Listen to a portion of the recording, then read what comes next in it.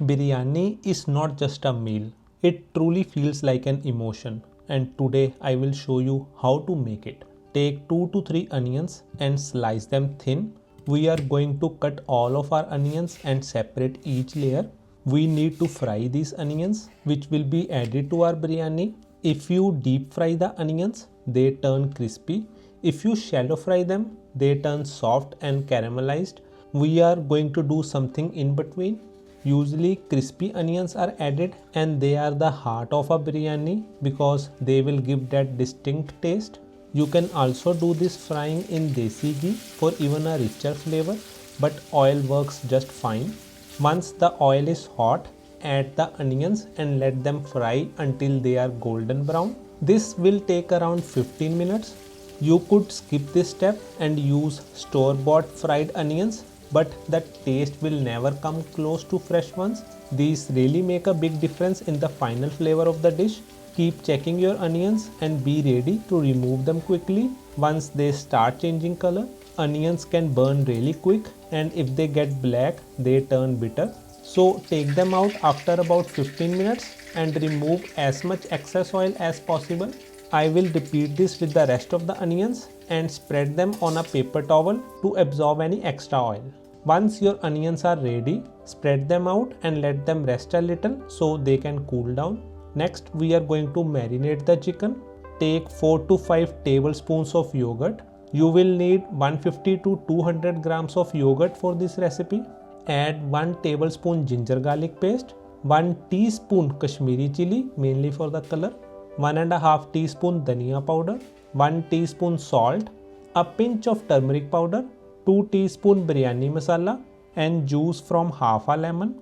If you don't have biryani masala, you can either make it at home. I have listed all the spices in the pinned comment below, or you can replace it with garam masala.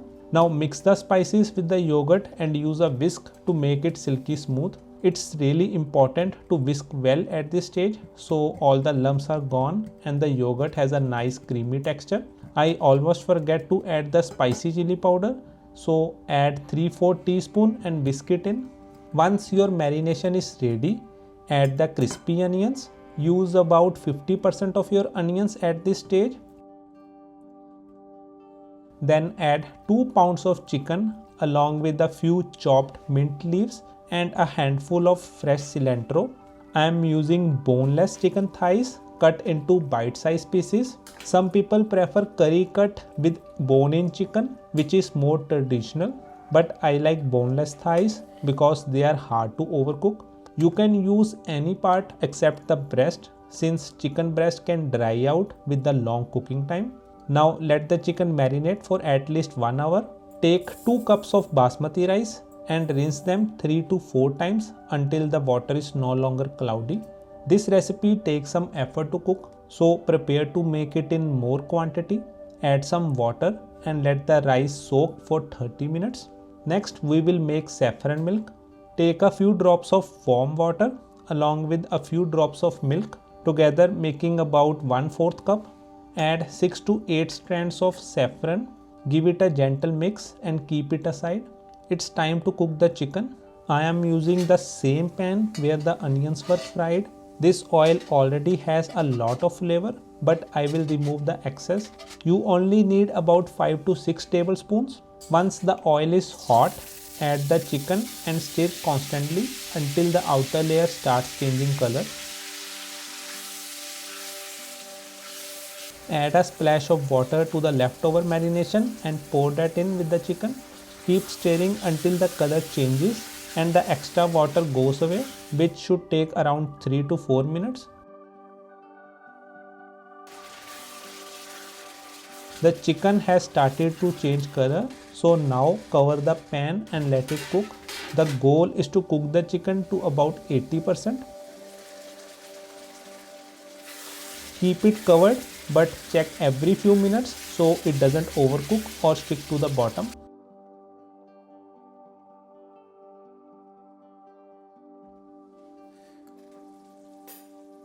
In about 10 minutes, the chicken is 80% cooked, most of the water is gone and the gravy is thick. Spread the chicken evenly to make a flat base for the next step.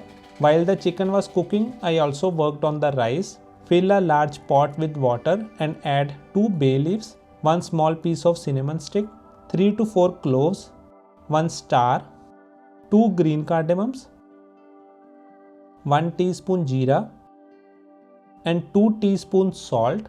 Yes, the salt should be high because the water needs to be very salty. Add 2 green chilies and squeeze in half a lemon and then drop the lemon in the water. Add some chopped cilantro and a few mint leaves. Wait for the water to start boiling.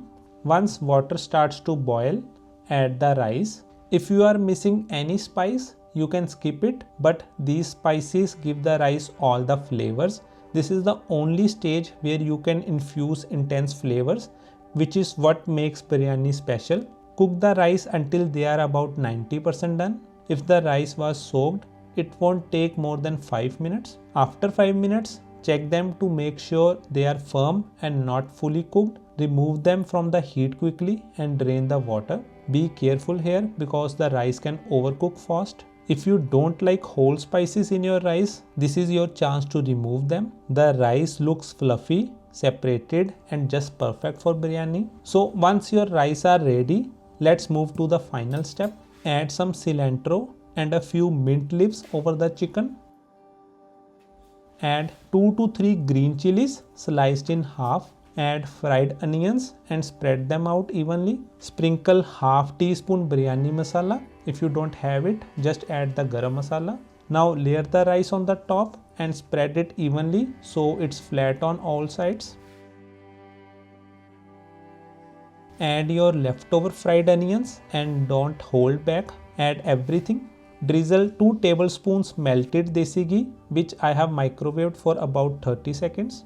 Add the saffron milk and spread it out evenly. Some restaurants add food color for that intense orange or red rice, but I never use food coloring at home. Saffron gives a beautiful natural color. In the end, add a few chopped mint leaves and a handful of cilantro. Now we will seal the pot for dum. You need to trap all the steam. Use a wet cloth or foil to seal the lid. If your pot doesn't have a heavy bottom, place it on a flat pan so the direct heat doesn't burn the chicken at the bottom. Put something heavy on the lid. I am placing a bowl of water as weight. It's very important to keep all the moisture inside. Keep the pot on medium heat for 4 to 5 minutes. Then lower the heat to the lowest setting and let it slow cook for another 20 minutes. After 20 minutes, the biryani is fully ready. Turn off the heat and let it sit for 1 to 2 minutes. Remove the weight carefully since it will be hot.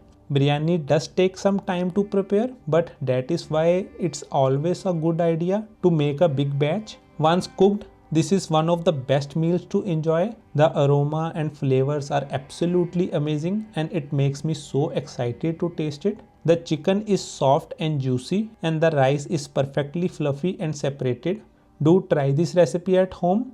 Garnish with more cilantro, and yes, I promise this is the last sprinkle of cilantro. You will love it. Don't forget to hit like because videos like this take a lot of effort. Check out other Indian recipes on my channel and I will see you in the next video.